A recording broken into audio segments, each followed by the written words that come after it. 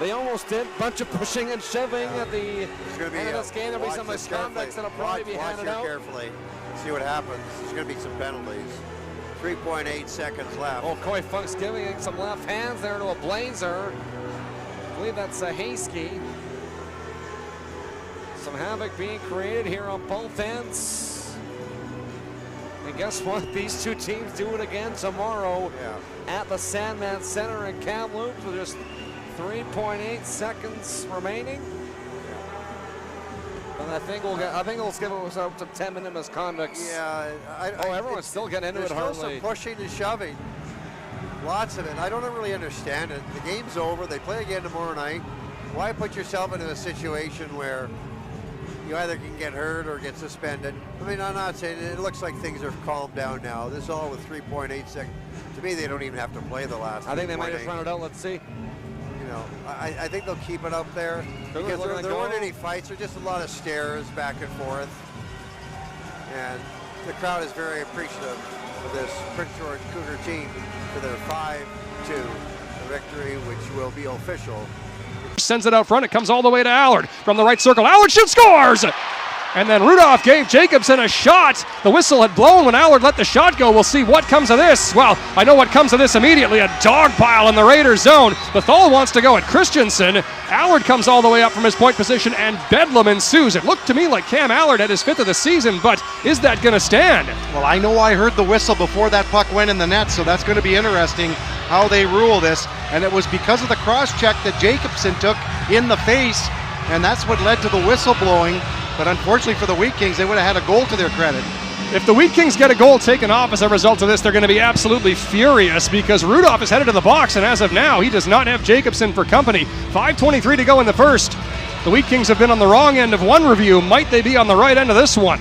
Well, Daxon Rudolph was really upset with Jackson Jacobson. I'm not sure what led to that, but all I know is Jackson Jacobson took a couple of cross checks, one to the neck area for sure, and possibly another right to the face off of the Rudolph stick. So it's going to be interesting to see how they do this. It's a great shot by Cam Allard, and if it stands, it would be his 2nd goal in his. The physicality just keeps ramping up as this game progresses. Reed Brown slots it to the near side corner. Carson Dick gets slammed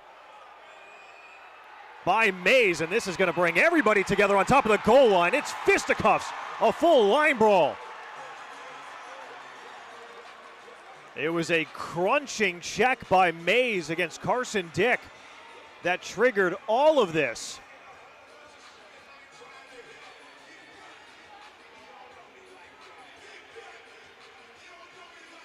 And the officials slowly but surely pulling everybody apart as Carson Dick at the bottom of a goal pile, or a dog pile rather, where Carson Dick back to his feet. Here comes Reed Brown as well. This is going to send Mays to the box, as well as Carson. For Alkos, right wing, angled ahead for TJ Ginlin.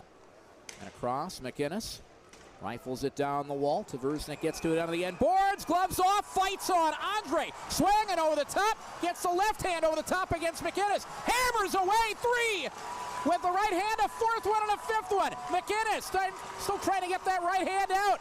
Gets an uppercut in. Andre over the top, swinging wildly at the blue line. Andre trying to get the helmet down, and they tie each other up. One more uppercut from McInnes as the linemen step in and tap him on a job and a scrap. Well done.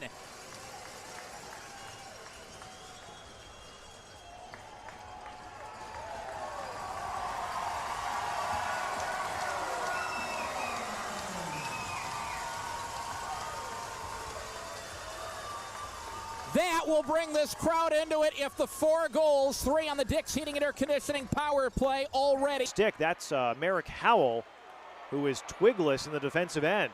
This puck scooted into the neutral zone, and now the gloves are coming off. It's Brown and Shetler.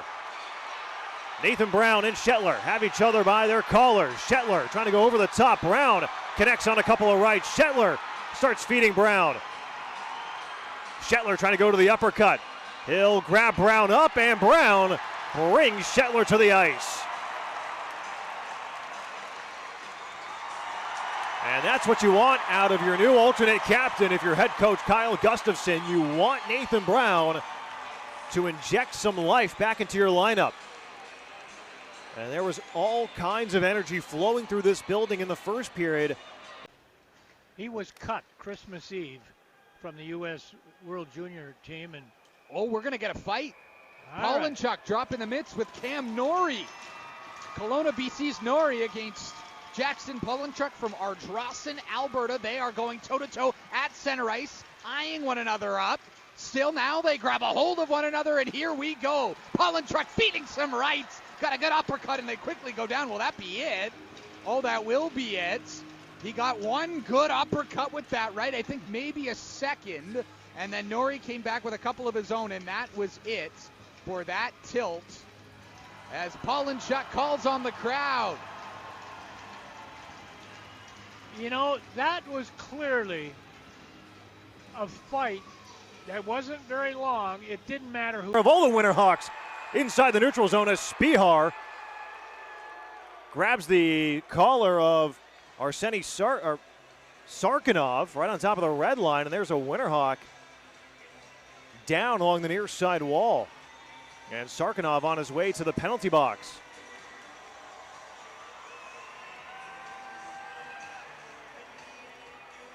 After a tough call, or a tough hit along those near side boards, as Spihar now being sent to the penalty box. Tonight's officials, your referees, Jackson Kazari and Corey Coop. Your linespersons, Ian Hoffman and Toby Wolf. And now Finn Spihar.